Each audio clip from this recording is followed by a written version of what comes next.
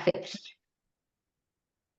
Donc, bonjour à tous. La présentation d'aujourd'hui va porter sur les offres de services en dépendance au Québec. Donc, moi, je vais, dans un premier temps, présenter là, les grandes lignes au niveau de l'offre de services en dépendance, puis Annie va présenter les centres, les grands chemins.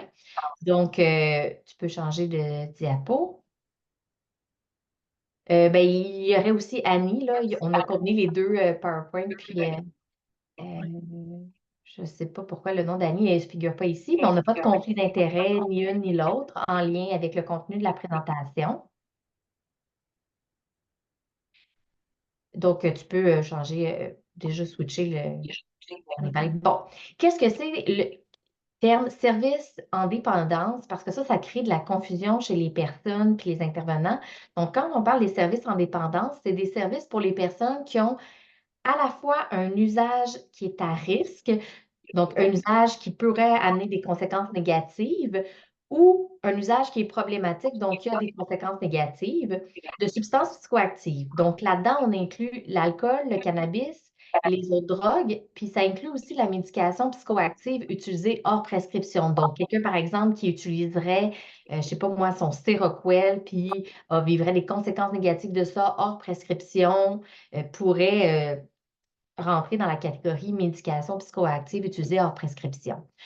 Les jeux de hasard et d'argent et Internet, donc ce qu'on appelle aussi la cyberdépendance. Ce que les services en dépendance n'incluent pas, c'est toute la dépendance tabagique, le vapotage de nicotine. C'est vraiment la santé publique qui s'en occupe. Quand on a une dépendance exclusive à la caféine puis à aucune autre substance psychoactive, ça va vraiment varier d'une région à l'autre, comment la prise en charge va être faite. Donc ça, je vous inviterai à consulter là, votre centre de réadaptation en dépendance pour voir s'ils prennent ou pas en charge ça ou si c'est la première ligne qui va s'en occuper. Toutes les autres dépendances comportementales, donc tout ce qui est les achats compulsifs, l'addiction à la nourriture, la dépendance affective, etc. Donc, c'est souvent des éléments qui vont être présents quand les personnes consomment des substances psychoactives pour l'usage de jeux de hasard et d'argent ou d'Internet. Mais si c'est exclusivement ça, on peut pas, ça ne fait pas partie des services en dépendance comme tel. Donc, tu peux changer la diapo. Donc, les services, bien, ils suivent le continuum d'usage d'un usage qui est à faible risque, parce que là, ça va être la prévention universelle ou sélective. Là, par exemple, ça peut être, je ne sais pas moi, le site d'Éducalcool, ils ont des clients au niveau jeunesse. Après ça, quand on tombe plus dans un usage qui est à risque, ça va être ce qu'on appelle des services d'intervention précoce. La première ligne en dépendance, on appelait ça aussi comme ça. Puis quand l'usage est problématique, bien là, on va avoir des services d'intervention spécialisés. Puis l'objectif, c'est que ça ne soit pas coupé au couteau, puis qu'il y ait une collaboration entre les deux niveaux de service. Donc, tu peux changer. Donc, au niveau des services d'intervention précoce jeunesse, donc là, je vous ai mis un feu jaune parce que c'est souvent comme ça qu'on les identifie. Donc, les services d'intervention précoce jeunesse, leur mandat, c'est de faire du repérage de la détection, notamment en faisant passer la DEPADO, de faire de l'intervention psychosociale en externe, bref, en individuel. Ils peuvent faire aussi des rencontres familiales ou en groupe. Ils vont faire des programmes aussi, des ateliers. Donc, ça, c'est les mandats qu'ils ont. Maintenant, comment ils se répartissent ces mandats-là, ça va varier d'une région à l'autre. Mais les endroits où est-ce qu'on peut retrouver des organisations qui remplissent ces mandats-là, c'est les CLSC ou certains organismes communautaires. Donc, pour les jeunes, il y a le GRIP Montréal qui offre des services là, en réduction des méfaits, analyse de drogue, etc. Il y a les centres de réadaptation pour jeunes en difficulté, ce qu'on appelle aussi les centres jeunesse. Donc, eux vont offrir des services, notamment un groupe de réflexion sur les drogues, GRD, le programme aussi Adrénaline, qui vise à faire vivre des émotions fortes aux jeunes autrement qu'avec la consommation. Puis, il y a les milieux scolaires aussi qui peuvent offrir des programmes, par exemple le programme Préventure, qui est un programme qui est divisé en 4 profils. Profil plus impulsivité, profil plus sensation forte, sensibilité à l'anxiété ou pensée négative. Donc, selon le profil, ben, le jeune est orienté à un programme avec une déclinaison un peu différente. Et il y a le programme qui est né en Montérégie qui s'appelle À deux doigts de ta limite, qui vise principalement les 18-24 ans. Donc, qui est un programme plus sur la consommation excessive d'alcool puis de cannabis. C'est bon, tu peux switcher. Ensuite de ça, on a Pour les services spécialisés jeunesse, donc ce qu'on appelle aussi nos feux rouges, les mandats des services spécialisés, c'est de faire l'évaluation spécialisée, qui peut se faire avec différents outils, c'est de faire des activités de réadaptation, de thérapie, puis là, ça peut se faire en groupe, ça peut se faire en individuel, ça peut se faire à l'interne ou à l'externe. Ils font aussi de la gestion de l'intoxication, donc ce qu'on appelle répit-dégrisement, puis la gestion du sevrage aussi, donc ce qu'on appelle la désintoxication. Ils ont aussi des programmes de réinsertion sociale, ils ont des programmes de soutien à l'entourage, puis ils ont des traitements pharmacologiques du trouble d'usage de substances, puis des traitements par agonistes opioïdes, donc TAO. Il faut dire que les traitements TAO peuvent aussi être donnés par n'importe quel médecin en première ligne. Ce n'est pas exclusif à la deuxième ligne, mais généralement, il y a des équipes en lien avec ces traitements-là en deuxième ligne. Donc, vous pouvez switcher. OK. Donc, les lieux où est-ce qu'on peut retrouver ces services-là? Donc, il y a les centres de réadaptation en dépendance. Donc, les centres de réadaptation en dépendance, c'est des services gratuits. Ça fait partie du réseau de la santé des services sociaux. Il y a les centres hospitaliers. Généralement, les centres hospitaliers, ils vont plus faire du répit-dégrisement à l'urgence, puis ils vont plus faire des programmes de désintoxication, typiquement. Ensuite de ça, il y a certains GMF. Donc, dans les GMF, il va y avoir des GMF plus spécialisés avec des équipes qui vont faire des fois de l'intervention psychosociale. Ils peuvent faire aussi du traitement pharmacologique, de la dépendance, en prescrivant par exemple du Revia ou en prescrivant d'autres choses. Ensuite de ça, il y a les ressources d'hébergement en dépendance, donc les RHD, ce qu'on appelle aussi les maisons de thérapie. Donc, vous avez peut-être plus entendu ce terme-là. Donc, les ressources d'hébergement en dépendance sont affiliées au réseau de la santé des services sociaux, mais ne sont pas dans les services. Donc, il y a 4 types de services possibles selon une certaine certification. Donc, le ministère, il y a un règlement qui a établi puis ce règlement-là, il faut le respecter pour avoir sa certification. Puis il y a des inspections là, de Agrément Canada qui vérifient que ces ressources-là respectent les standards souhaités. Donc, il y a 4 types de certifications possibles. On peut avoir les 4 ou on peut avoir une des 4. Le premier, c'est aide et soutien à la récupération suite à une intoxication, donc ce qu'on appelle le dégrisement. Aide et soutien à la désintoxication. Donc, ça, c'est vraiment pour les gens qui ont besoin d'un encadrement psychosocial, pas un encadrement médical, mais c'est vraiment plus un encadrement psychosocial pour leur désintoxication. Il y a des activités de thérapie qui peuvent être individuelles et de groupe, puis il y a la certification pour la réinsertion sociale, l'objectif, c'est de reconnecter la personne avec la communauté. Si vous voulez avoir une idée de c'est quoi les ressources certifiées dans votre région, vous allez sur le site du ministère que je vous ai mis là. Puis là, vous allez avoir toutes les ressources classées selon la région. Donc, vous allez dans une région en particulier, vous cliquez, là, comme par exemple, tu peux cliquer, donc, fais juste cliquer, il y a quelque chose d'autre qui va apparaître parce que j'ai fait une petite animation. OK. Donc, si par exemple, je prends le Grand Chemin à Québec, bien là, il va y avoir la fiche du Grand Chemin à Québec, puis on va indiquer c'est quoi, pour quel type de problème ils ont reçu leur certification. Puis dans les services offerts, on va voir, bien, eux, il y a la thérapie en toxicomanie individuelle ou de groupe, puis la thérapie en jeu pathologique. Il n'y a pas encore de spécificité par rapport à les jeux de hasard et d'argent, mais quand ils ont la certification pour jeux pathologiques, ça l'inclut les jeux de hasard, la cyberdépendance. Ensuite de ça, dans les autres renseignements, ça va être indiquer la clientèle, les capacités. Fait que ça peut vous permettre de dire à la personne, par exemple, hey, c'est vraiment une petite ressource, tu vas voir, ça va être très intime, ou c'est une ressource à 80 places. C'est vraiment pas la même dynamique. Puis je vous invite beaucoup à aller sur le site Internet de l'organisme pour être capable de mieux préparer la personne à aller dans une certaine ressource. Donc, ça, c'est constamment mis à jour. Donc, tu peux passer. Donc, si jamais la personne elle s'identifie comme faisant partie d'une Première Nation ou Inuit, qu'elle ait ou pas sa carte, là, ou ça, à partir du moment où est-ce qu'elle s'identifie, bien, elle a le droit d'avoir des services culturellement sécuritaires et elle peut aller avoir des services directement dans sa communauté d'origine. Donc, il existe des centres de santé, puis je vous dirais que l'équivalent en dehors des communautés, ça serait comme des CLSC. Donc, c'est surtout des services externes.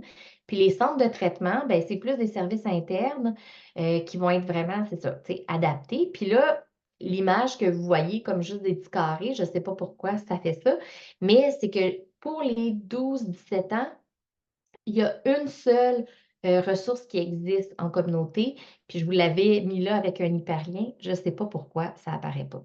Maintenant, vous dites, hey, moi, je ne sais vraiment pas où référer la personne, je ne sais même pas où aller chercher parce qu'il y a une partie des services qui sont financés par le fédéral, il y a une partie des services qui sont financés par le provincial. Fait que ce qui est le plus simple, là, c'est appeler Drogue, aide et référence, expliquer la situation. Puis c'est eux qui ont été mandatés par le ministère pour vraiment bien orienter les gens vers les services pour les Premières Nations Inuit. Si la personne s'identifie comme étant autochtone ou Inuit et veut les services provinciaux réguliers, il n'y a pas de problème, elle peut aussi les avoir, puis ils sont censés être culturellement sécuritaires, mais ils n'auront pas toutes les spécificités, là, puis la couleur des centres de santé puis des centres de traitement. Donc, tu peux switcher de diapo. Donc, une chose que je trouvais importante de mentionner, c'est toute la notion de filet de sécurité.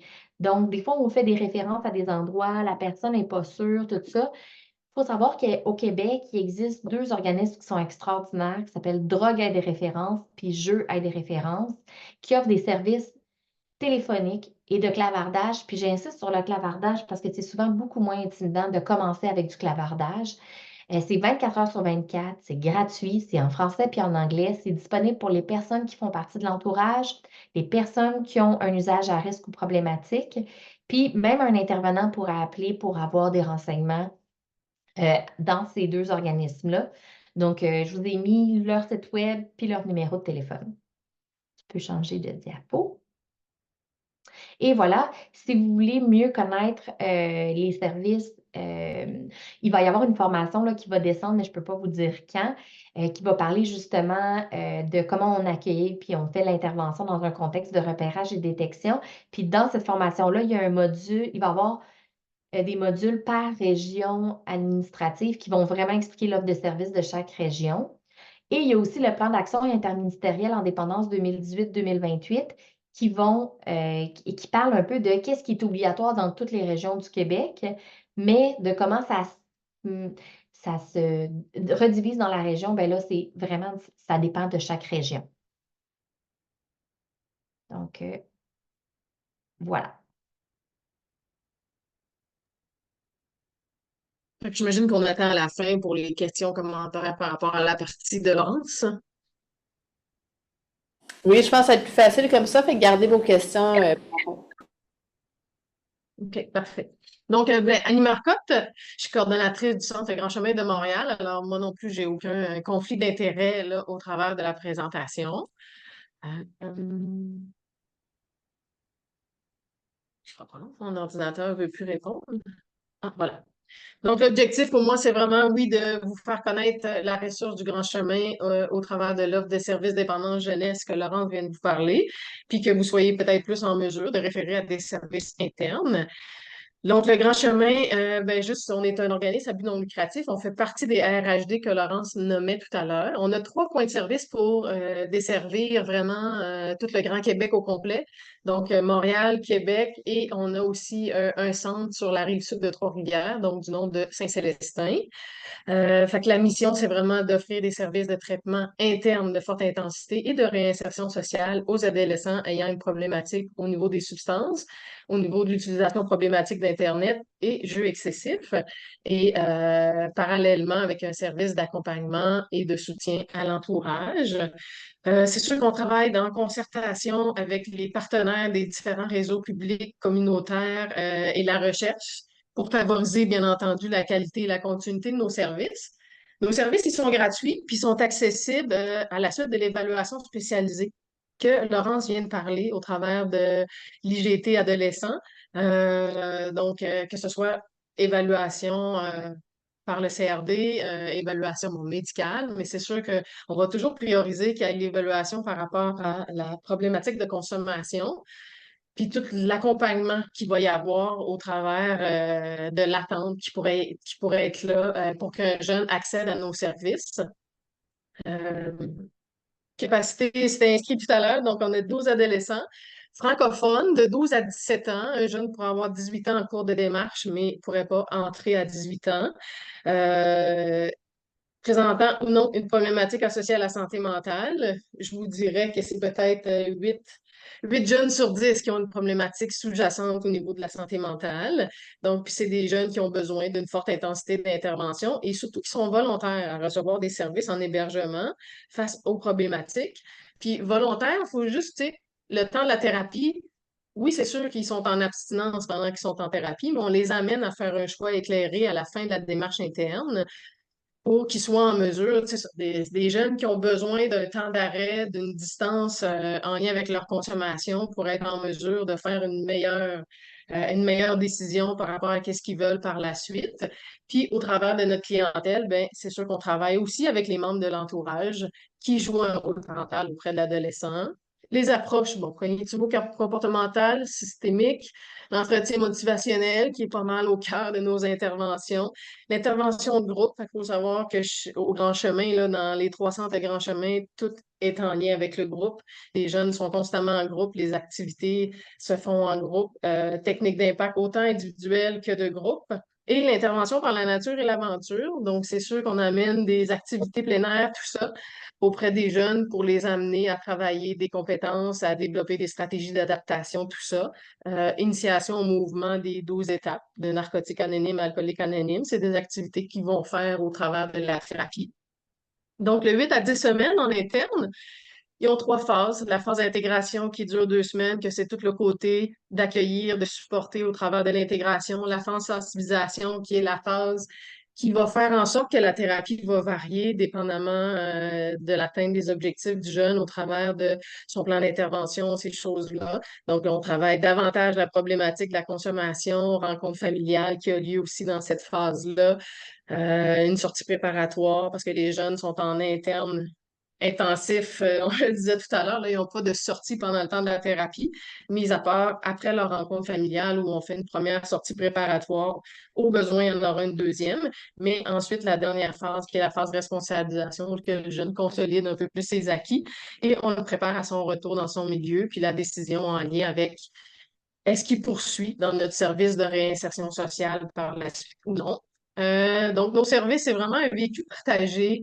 Donc, les intervenants qui sont au centre, leurs intervenants de suivi, ils vont le voir au travers des activités, au travers des sorties, au dîner, au souper avec eux. Donc, rencontres individuelles, rencontres de groupe, les ateliers thématiques, que ce soit les valeurs familiales, comment gérer des conflits, la rechute, que ce soit aussi au travers d'interventions en lien avec l'art-thérapie, la zoothérapie, zoothérapie par enfant, qui est assez exceptionnelle. Ça relève bien des choses au niveau des difficultés relationnelles ou de la communication. Les activités INA, donc les jeunes au Grand Chemin, ben, le Centre de Québec, il va à chaque fin de semaine sur la base plein air de Duchesnay. Le Centre de Montréal, le Centre de Saint-Célestin, il va une semaine sur 2.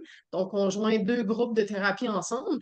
Puis, on en vient à faire vraiment une intensité plus élevée au travers de l'activité plein air, puis différentes, que ce soit au travers de différentes randonnées, montage de camps, éléments de survie. Il y a les rencontres familiales au travers de la thérapie, la participation à des rencontres alcooliques anonymes, narcotiques anonymes, toujours superviser des intervenants, dans le sens que les jeunes, ils partent avec les intervenants, puis on les initie un peu à ce programme-là. Pour certains jeunes, ça va faire du sens, pour d'autres, pas nécessairement. Mais tu sais, que ce soit peu importe les activités qu'on va faire en thérapie, veut pas, le but, c'est de faire un retour sur chaque activité. Qu'est-ce que j'ai appris, qu'est-ce que j'ai acquis, qu'est-ce que j'ai découvert, quelle prise de conscience ça a pu m'amener. Donc, activités sportives, socio-culturelles, que ce soit des sorties au théâtre, au cinéma, jouer au quilles, jouer au basket, que ce soit jouer au volleyball, partir en vélo. Donc, c'est vraiment différentes activités qu'on les amène à temps, autant de dire, ben, qu'est-ce que je peux faire d'autre que de consommer ou être en arrière de mon écran. Donc, on essaie, veut pas, de les raccrocher à certains intérêts, à certaines passions qui ont peut-être aussi mis de côté. Au niveau de la cyberdépendance, je ne lirai pas tout ce qui est sur la fiche ici, mais c'est nos jeunes, oui. Que ce soit nos jeunes qui ont une problématique en lien avec l'utilisation de problématiques d'Internet ou les substances, ils sont dans le même groupe. Donc, on fait un groupe au travers de ces différentes problématiques-là. C'est sûr que c'est peut-être 2 jeunes sur 10 en moyenne qu'on a dans un groupe, qui ont une problématique au niveau de UPI, mais c'est ça, ils vont vivre les mêmes activités, les mêmes interventions, les mêmes ateliers. Un jeune qui arrive avec une problématique en lien avec les substances, on va aller faire un dépistage pour voir est-ce qu'il est à risque de développer une problématique, est-ce qu'il y a une problématique. UPI sous-jacente aussi à sa problématique de consommation. Jeu excessif, c'est la même chose. Donc, c'est assez rare au travers des 12 à 17 ans, mais c'est quand même un service qu'on offre de faire un dépistage par rapport au traitement du jeu excessif. Est-ce que ça peut être un joueur à risque de développer une problématique ou non? Service de réinsertion sociale que je parlais tout à l'heure. Donc, un jeune qui choisirait de dire, oui, OK, je veux continuer un peu en abstinence, voir comment je suis capable de me mobiliser à l'extérieur, comment je peux mettre en application ce que j'ai appris ici pendant 4 mois, toujours dans une optique. Nous, on va le faire de dire essaie, puis tu verras qu'est-ce que ça donne, voir si tu veux poursuivre ou non, de faire un meilleur choix éclairé, mais en étant dans ton milieu. Fait que sous forme de rencontres individuelles, rencontres de groupe, ateliers, rencontres familiales. Pendant les 4 mois en réinsertion sociale, un jeune pourrait revenir en thérapie pour faire un ressourcement parce qu'il ne se sent pas bien, parce qu'il se sent fragile, parce qu'il a rechuté, peu importe. Ensuite, service à l'entourage. Donc, c'est sûr qu'on est un peu limité dans notre service à l'entourage, mais sous forme d'ateliers, rencontres individuelles au besoin. Sinon, c'est suivi téléphonique, faire des rencontres familiales, autant en interne en réinsertion. Donc, on a vraiment une intervenante à la famille qui est dédiée un peu à ce soutien et à cet accompagnement-là. Tout au long de la thérapie, donc autant interne que réinsertion. Puis souvent, ben, on travaille en collaboration avec les centres de réadaptation en dépendance qui, eux aussi, ont un service à l'entourage. Puis des fois, des parents ont déjà commencé des ateliers. Donc, on en vient à voir est-ce que on se met en parallèle? Est-ce que un parent va plus s'investir sur nos ateliers de temps de la thérapie? Donc, etc. Il y a une concertation qui est faite. Service scolaire, donc c'est sûr que dans notre démarche à nous, le côté scolaire est un élément hyper important, fait partie de la thérapie pour en venir à développer un mode de vie sain, pour amener encore là des possibilités si un jeune veut raccrocher à l'école, si un jeune veut s'ouvrir des possibilités pour la suite de la thérapie. Donc, on travaille de très près avec les commissions scolaires et les écoles des jeunes. Parce que, étant donné que c'est un 8 à 10 semaines, on les inscrit pas dans notre école. On travaille vraiment en lien avec leur école pour qu'ils continuent de faire leurs examens, ils sont rendus à faire des examens, travailler aux adultes ou peu importe. Donc, c'est vraiment une continuité de ce qu'ils faisaient, puis on tente qu'ils acquièrent moins de retard possible. Au niveau de la santé physique, bon, air ouverte, malheureusement, c'est mis sur la glace, mais on aurait un souhait de reprendre un partenariat avec Air ouverte. On avait une infirmière qui venait une fois par semaine au centre faire une évaluation globale au niveau de la santé. Puis, bien entendu, nos partenaires depuis des années du CHU Sainte-Justine, que ce soit Joanne que je voyais qui était là tantôt, mais avec Dr Chady, Dr Fournier. Donc, quand on avait des particularités plus spécifiques, là, oui, les jeunes en venaient à pouvoir aller faire une évaluation au niveau de la santé avec le CHU Sainte-Justine.